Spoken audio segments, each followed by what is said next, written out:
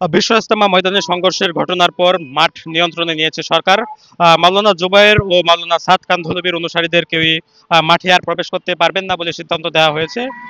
ইসলামের সাথে কোনো পক্ষকে উস্কানিমূলক বক্তব্য দেওয়া থেকে বিরত থাকারও আহ্বান জানানো হয়েছে। আজ তাবলিগের দুই পক্ষের হতাহতের ঘটনায় সরকার এই সিদ্ধান্ত নিয়েছে বলে জানা যায়। এদিকে আজ মঙ্গলবার গভীর রাতে মাঠ দখল নিয়ে মাওলানা সাদ ও জুবায়েরপন্থী অনুসারীদের মধ্যে সংঘর্ষের ঘটনায় তিনজন নিহত হয়েছে। এ বিষয়ে সুরাই নিজামের মিডিয়া সমন্বয়ক হাবিবুল্লাহ রায়হান আমাদেরকে জানান যে রাতের আধারে সাতপন্থীরা দেশীয় অস্ত্র নিয়ে সুরাই নিজামের তাবলিগের সাথীদের উপর অতর্কিত হামলা করে এতে শতাধিক আহত ও নিহতের ঘটনা ঘটে বলে তিনি জানিয়েছেন এবং তারা মাঠ দখলে নিয়ে নেয় বলেও তিনি জানান। এদিকে সুরাই নিজামের সাথীরা আহত অবস্থায় ঢাকার বিভিন্ন হাসপাতালে অবস্থান করছে।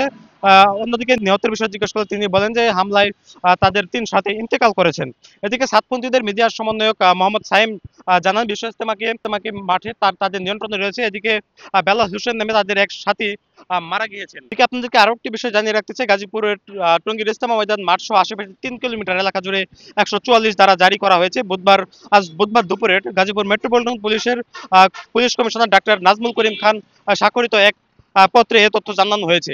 আপনারা দেখছেন যে পুলিশের যে বিজ্ঞপ্তি, তারপরেও কিন্তু আসলে যারা ইজতেমা ময়দানে আসছেন তারা কিন্তু তাদের গাড়ি পোটলা নিয়ে তারা কিন্তু আবার ময়দানে প্রবেশ করছেন, সেই চিত্রটি আপনারা দেখছেন। আপনাদেরকে আরেকটি বিষয় জানিয়ে রাখতে চাই যে বর্তমানে যারা মাঠ দখলে রয়েছে তারা কিন্তু তাদের তাঁবুতা নিয়ে মাঠের বিভিন্ন প্রান্তে অবস্থান করছে এবং এর ফলে আবারও একটি সংঘর্ষের ঘটনা ঘটতে পারে বলে আসলে আইন শৃঙ্খলা বাহিনী তারা এমনটি আসলে করছেন। আবার আপনাকে জানিয়ে রাখতে চাই যে গাজীপুর মেট্রোপলিটন পুলিশের যে কমিশনার স্বাক্ষরিত যে সংবাদ বিজ্ঞপ্তিটি জানানো হয়েছে তাতে বলা হয় গাজীপুর মেট্রোপলিটন পুলিশ আইন ২০১৮ এর ৩০ ও ৩১ ধারায় পুলিশ কমিশনারকে প্রদত্ত ক্ষমতা বলে ১৮ ডিসেম্বর ২০২৪ তারিখ দুপুর ২টা থেকে পরবর্তী নির্দেশ না দেওয়া পর্যন্ত বিশ্ব ইজতেমা ময়দান সহ আশেপাশের ৩ কিলোমিটার এলাকায় এই আদেশ বলবৎ থাকবে। আমি একটু একজনের সাথে কথা বলতে চাই যিনি এই ইজতেমা ময়দানে এসেছেন, তার সাথে একটু কথা বলতে চাই যে বর্তমান পরিস্থিতি আসলে কি দেখছেন আপনি মাঠে। বর্তমান পরিস্থিতি অনেক ভয়াবহ, খারাপ অবস্থা। আজকে হয়তো মাসলাগতভাবে কারোর সাথে বিভ্রান্তি থাকতে পারে, সমস্যা থাকতে পারে। এটা নিয়ে যদি এইভাবে মারামারি পিটাপিটি, আজকে ইজতেমার মাঝে হবে কান্নাকাটি, আল্লাহর কাছে কান্নাকাটি করব, মানুষ দোয়া করব একটা বিষয় নিয়ে। আর আজকে সেইখানে রক্ত পড়তাছে, মানুষের রক্ত ঝরতে আছে। আজকে এই অবস্থা হলে তো আর ইজতেমা মানুষ আসবে না। হ্যাঁ, এখন মাঠ ছাড়ার বিষয়ে জানানো হয়েছে।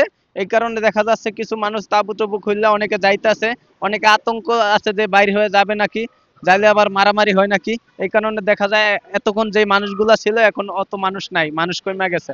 একজন গণমাধ্যম কর্মী তিনি এখানে রয়েছেন, তার সঙ্গে একটু কথা বলবো যে বর্তমান মাঠের পরিস্থিতি, আপনি গণমাধ্যম কর্মী হিসেবে মাঠের বর্তমান পরিস্থিতি কি দেখছেন একটু যদি আমাদেরকে বলতেন। আসলে আমি যেটি দেখেছি, আমাদের সাদ সাহেব এবং জুবায়ের সাহেবের যে যারা পন্থী রয়েছেন তারা আসলে এই যে মহাসড়ক যে রয়েছে স্টেশন রোড এলাকায় তারা একের পর এক সংঘর্ষে জড়িয়েছে এবং সাধারণ জনমনে বেশ আতঙ্ক সৃষ্টি হয়েছে। আইন শৃঙ্খলা বাহিনী পরিস্থিতি নিয়ন্ত্রণের চেষ্টা করছে। আমরা যতটুকু জানতে পেরেছি তারা ইতিমধ্যেই মাঠ ছাড়তে শুরু করেছে এবং বেশ সংঘর্ষে জড়িয়েছিল তারা, এতে বেশ কয়েকজন আহত হয়েছে, আমার চোখের সামনে বেশ কয়েকজন আহত হয়েছে। এটি সত্যিই দুঃখজনক। আমরা শান্তি শৃঙ্খলার মধ্যে থাকতে চাই। আরেকজনের সঙ্গে একটু কথা বলতে চাই যে বর্তমান পরিস্থিতি আপনি আসলে কি দেখছেন। আচ্ছা, বর্তমান পরিস্থিতিতে যে গত রাত থেকে যে সংঘর্ষের ঘটনা ঘটেছে, আমরা যেরকম খবর মাধ্যমে এবং ফেসবুকে জানতে পেরেছি যে অনেকে আহত এবং নিহত হয়েছে। আমরা আসলে যে সাধারণ মানুষ যারা এখানকার আছে, স্থানীয় লোকজন যারা অনেকেই চাকরি করে, যারা কোনো ব্যবসা বাণিজ্য এবং চিকিৎসার জন্য যারা আসে, তারা কিন্তু এই পরিস্থিতিটা দেখে আসলে অনেকে বিভ্রান্তিকর এবং অনেকটা আতঙ্কের একটা সৃষ্টি হয়েছে।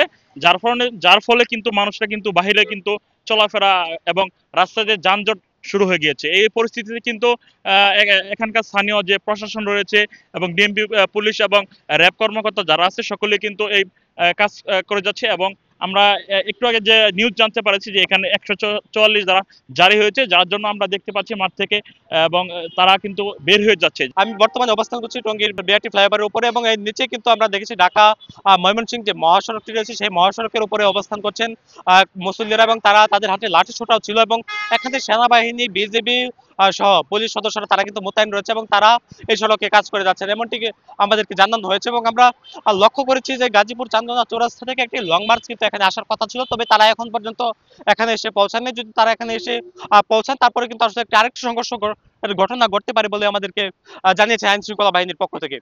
তো এই ছিল গাজীপুরের টঙ্গীর ইজতেমা ময়দান থেকে সর্বশেষ।